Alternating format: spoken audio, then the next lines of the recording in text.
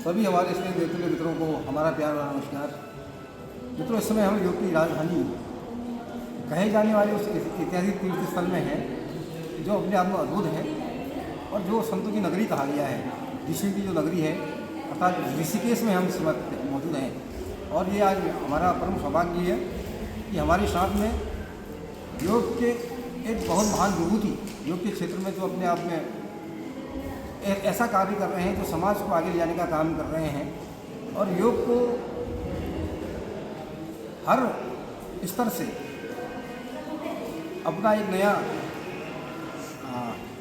संबल प्रदान करते हुए आगे ले जा रहे हैं। तो योग के क्षेत्र में महान चर्चित विभूति हमारे बीच में है और अंतर्राष्ट्रीय योग गुरु हैं डॉक्टर भी हैं, PhD के सिद्धस्थ विद्वान हैं योग में। और एक जो आचार्य परंपरा के जो अनुयायी हैं, जो ऋषि मुनियों की वैदिक परंपरा है उसके अनुयायी हैं, आचार्य भी अपने आप में हैं, आचार्य की बात भी रखते हैं साथ में। तो ऐसे अंतर्राष्ट्रीय योग गुरु आचार्य श्री विपुल जोशी जी अर्थात डॉक्टर साहब भी हैं योग में, तो हमारे बीच में हैं। तो ये हमारा परम सौभाग्य है। तो गुरु जी से जानना चाहेंगे। गुरु जी तो वैसे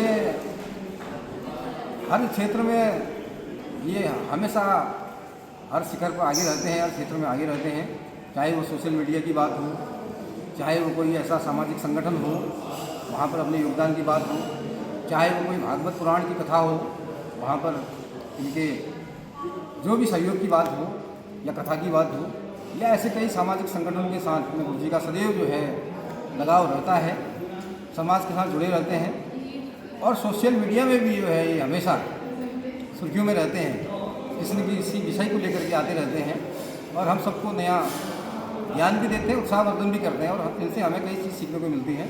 तो गुरु जी आज हमारे बीच में हैं, हमारे साथ में हैं, तो जानना चाहेंगे।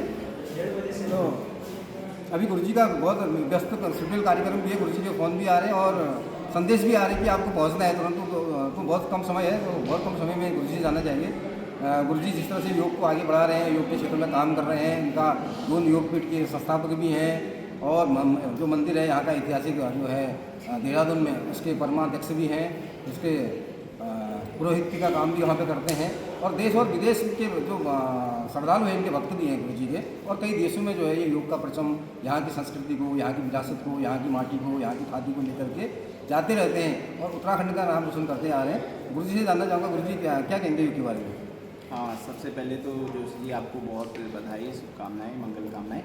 आपने मेरा बहुत लंबा चौड़ा परिचय दे दिया। ऐसा कुछ नहीं, मैं बहुत सामान्य व्यक्ति हूँ और उत्तराखंड का गांव का रहने वाला सामान्य व्यक्ति हूँ। और देखिए, योग के लिए हमारा जो देवभूमि उत्तराखंड है, इसको अगर योग, प्राकृतिक चिकित्सा, आयुर्वेद और अध्यात्म को जोड़ करके वेलनेस का बड़ा हब बनाया जाए और यहाँ के गाँव को योग और आयुर्वेद ग्राम के रूप में विकसित किया जाए, तो मैं मानता हूँ उत्तराखंड की तकदीर और तस्वीर दोनों बदल सकती है।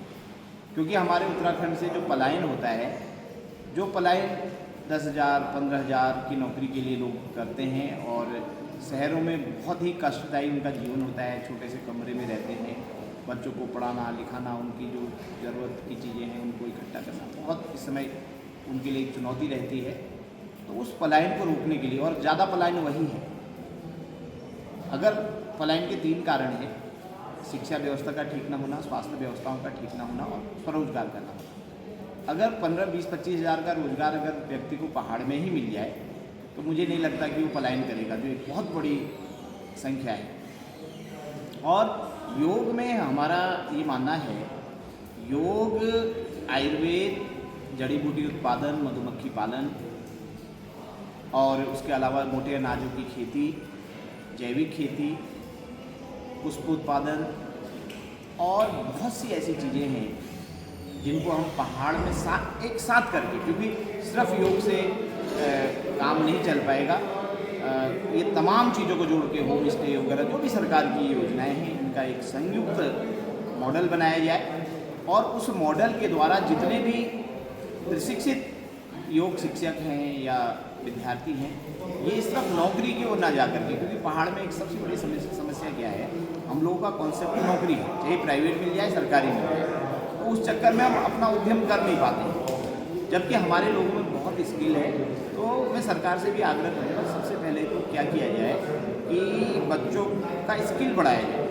योजनाएं बहुत है, लेकिन अब उनको क्या है, जैसे लोन ले लेते हैं होम स्टे के लिए या किसी भी कार्य के लिए, फिर उसको बिजनेस रूप में नहीं कर पाते। तो मुझे ऐसा लगता है बचपन से ही, छोटी क्लासों से ही बच्चों को कैसे जो है उनको हुनरवान बनाया जाए, फिर उसके बाद कैसे उनके अंदर जो है एक व्यावसायिक वृत्ति पैदा की जाए, ये बहुत ज़रूरी है। तो इससे जो है हमारा पूरा राज्य एक, अगर मान लीजिए लोग योग के लिए आएंगे, ध्यान के लिए आएंगे, 15 दिन के लिए, 20 दिन के लिए, 1 महीने के लिए पहाड़ों में आएंगे, और पहाड़ों की आबो हवा, हम बड़े सौभाग्यशाली हैं। हमें गंगा यमुना जैसी पवित्र नदियाँ मिली हैं, 4 धाम जैसे हमारे पास हजारों ऐसे महत्व के स्थान हैं, आध्यात्मिक महत्व के स्थान हैं, जहाँ पर आकर के आदमी जो है उसको बहुत प्रसन्नता होगी, आनंद होगी, और पहाड़ों में जाकर के तो स्वतः ही स्वस्थ होने लग जाता है आदमी। अगर एक आध हफ्ते वो पहाड़ों में रहता है तो उसका शरीर स्वस्थ हो जाता है, क्योंकि निर्मल वायु है, शुद्ध पानी है, और वहाँ का जो भी उत्पादन है वो बहुत ही जैविक है। तो मैं यहाँ पे यही आग्रह करना चाहूँगा कि सब लोग एक साथ मिल करके आइए, उत्तराखंड को योग के माध्यम से, प्राकृतिक चिकित्सा के माध्यम से, आयुर्वेद के माध्यम से और अध्यात्म के समन्वय से इसको वेलनेस का एक बड़ा हब बनाएं। और इसमें सरकार तो सहयोग करेंगी, लेकिन हमें भी जो है इसमें कदम उठाने पड़ेंगे, और निश्चित रूप से एक आदर्श उत्तराखंड का निर्माण होगा, एक समृद्ध उत्तराखंड का निर्माण होगा, और हमारे बॉर्डर सुरक्षित रहेंगे, हमारे गांव सुरक्षित रहेंगे, क्योंकि लोग बड़ी संख्या में वहाँ पर आएंगे, गतिविधियाँ चलेंगी, रोडें ठीक होंगी, व्यवस्थाएँ ठीक होंगी, क्योंकि जब बड़ी संख्या में बाहर से लोग हमारे गाँव में आएंगे तो सारी व्यवस्था सरकार भी अच्छी करेगी। तो मैं यही आग्रह करना चाहता हूँ कि इस अभियान में सब जुड़ें और अधिक से अधिक संख्या में अपनी आहुति दें। एक बार पुनः जोशी आपका आभार, धन्यवाद, शुभकामनाएं। बहुत बहुत धन्यवाद। और बहुत सुंदर विशेषता ही बताई कि जो एक परंपरा यहाँ बन गई है, हर घर की नौकरी की जो बात करते हैं, तो कहीं ना कहीं हमको जो है नौकरी से हट करके बहुत बड़ी बात गुरुजी ने कही, जो है पलायन की समस्या पहाड़ की हर घर की समस्या बन चुकी है पलायन, और यही रोज़गार को लोग लेके चलते हैं और उसकी वजह से पलायन होता है। तो निश्चित तौर पर बहुत शानदार संदेश गुरुजी ने दिया हमको, और हमें भी इस पर काम करना होगा। गुरुजी की बातों पर निश्चित तौर पर हमें बेरोजगारी कहीं ना कहीं दूर तो होगी, और अपने लोगों को घर में ही रोजगार मिलेगा, और उसको इधर उधर नहीं भटकना पड़ेगा, और योग भी आगे बढ़ेगा, आध्यात्म भी आगे बढ़ेगा, और अपना जो ये योग हब है वो भी आगे बढ़ेगा। और जो गुरुजी ने बताया जो मडवा या मादिरा जो यानी मोटे अनाज, वो भी आगे बढ़ेंगे, तो कहीं ना कहीं अनेक लोगों को रोजगार मिलेगा, और कहीं ना कहीं पलायन जरूर रुकेगा। बहुत बहुत धन्यवाद, गुरुजी ने हमें अमूल्य समय दिया, और इनके पास समय भी अभी कम है क्योंकि कई व्यस्तताएँ हैं आज इनके, तो इनके कई कार्यक्रम भी हैं। बहुत बहुत धन्यवाद गुरुजी आपका, धन्यवाद।